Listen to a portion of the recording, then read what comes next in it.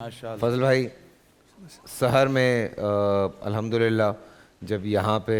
یہ حصہ ڈال رہے تھے تو آپ موجود نہیں تھے، میں چاہتا ہوں کہ آپ سے بھی حصہ ڈالیں۔ نحمدہ و نصلی علی رسولہ الکریم۔ دل کی انگیٹھی کو سلگانے، ایمان کے شعلے کو تیز کرنے، ایمان کی شمع کو جلا کر جلا بخشنے کے لیے تذکرہ اہل بیت بھی ضروری ہے اور تذکرہ صحابہ بھی، اور این سعادت بزور بازو نیست۔ اسی نسبت سے تو کام بنتے ہیں، عمل کی اپنی اساس کیا ہے، بجز ندامت کے پاس کیا ہے، رہے سلامت تمہاری نسبت، میرا تو بس یہی آسرا ہے۔ حضرت امام حسن رضی اللہ عنہ جن کی کنیت ابو محمد، لقب ریحانت النبی، سید شباب اہل الجنہ ہے، ان کی زندگی کو اگر ہم دیکھیں تو اس میں جو بنیادی چیز نظر آتی ہے وہ ان کی صلح پسندی کا عنصر زیادہ ہے۔ رسول اللہ صلی اللہ علیہ وسلم نے اپنے اسی شہزادے کو اپنی گود میں بیٹھا کر جو کہا تھا، ان ابنی ھذا سید، کہ میرا یہ بیٹا سردار بنے گا۔ سردار کی ایک تعریف عربی میں سید کی یہ کی کہ لا یغلبہ غضبہ، اس کا غصہ کبھی اس پر غالب نہیں آتا، اور دوسری فرمائے کہ وہ خیر میں آگے ہی بڑھتا چلا جاتا ہے۔ یہی وجہ تھی کہ رسول اللہ صلی اللہ علیہ وسلم نے فرمایا لعل اللہ، اور دوسری روایت میں ہے عسى اللہ ان یصلح بہ بین فئتین عظیمتین من المسلمین، اللہ میرے اس سردار بیٹے اور پوتے کی برکت سے مسلمانوں کی دو جماعتوں میں صلح کرائیں گے۔ اور اسی صلح کا اثر یہ تھا کہ جب آپ کو زہر دیا گیا اور حضرت حسین رضی اللہ عنہ نے پوچھا کہ آپ کو زہر کس نے دیا ہے تو نام نہیں بتایا، کہ قیامت کے دن پتہ چل جائے گا۔ اور یہی وجہ تھی کہ حضرت حسن رضی اللہ عنہ سے جب ان کے کثرت نکاح کے بارے میں سوال ہوا تو فرمایا کہ میں یہ چاہتا ہوں کہ نبی کی نسبت سادات اور سید کی نسبت زیادہ لوگوں تک پہنچ جائے اور یہ فیض عام ہو جائے۔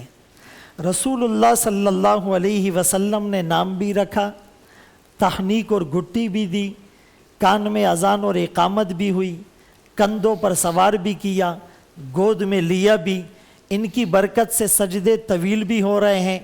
ان کی برکت سے رسول اللہ صلی اللہ علیہ وسلم اور بچوں کے ساتھ شفقت زیادہ کر رہے ہیں۔ اس گھٹی کی برکت تھی کہ اس دست مبارک سے آپ نے گھٹی دی کہ جس دست مبارک کو اللہ نے یوں پیدا کیا کأنک قد خلقت کما تشاء، کہ جیسے اللہ نے چاہا اور نبی نے چاہا تو اللہ نے رسول اللہ صلی اللہ علیہ وسلم کو بنایا۔ یعنی وہ مبارک ہاتھ کہ جو اگر پانی کے اندر انگلیاں ڈالیں تو چشمے پھوٹ پڑے،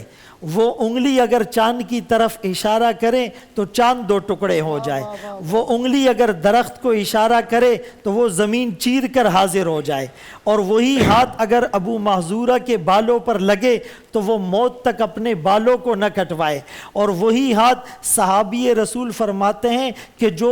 یعنی ریشم سے زیادہ نرم تھے۔ رسول اللہ صلی اللہ علیہ وسلم کے انہی ہاتھوں کی برکت سے جو گھٹی انہیں پلائی گئی اس کا اثر ان کی پوری زندگی کے اندر ظاہر ہوا، اور صحابہ اکرام رضی اللہ عنہم نے اس محبت اور عقیدت کا اظہار کیا کہ ایک موقع پر اگرچہ حضرت حسین رضی اللہ عنہ ہیں، ابو ہریرہ رضی اللہ عنہ ان کے پاؤں کی دھول اور مٹی صاف کر رہے ہیں،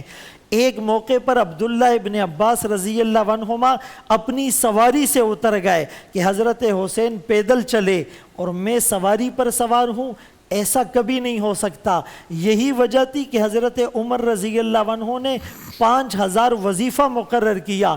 ایک دفعہ غنیمت کے مال میں جب کچھ جوڑے آئے اور حسنین کریمین کے سائز پر پورے نہیں تھے تو یمن سے آرڈر دے کر ان کے لیے جوڑے منگوائے گئے۔ یہ وہ محبتیں تھی جس کا آج اظہار ہمارے معاشرے میں ہونا چاہیے۔ آج کل کے سیناریوں میں رمضان کے مقدس مہینے میں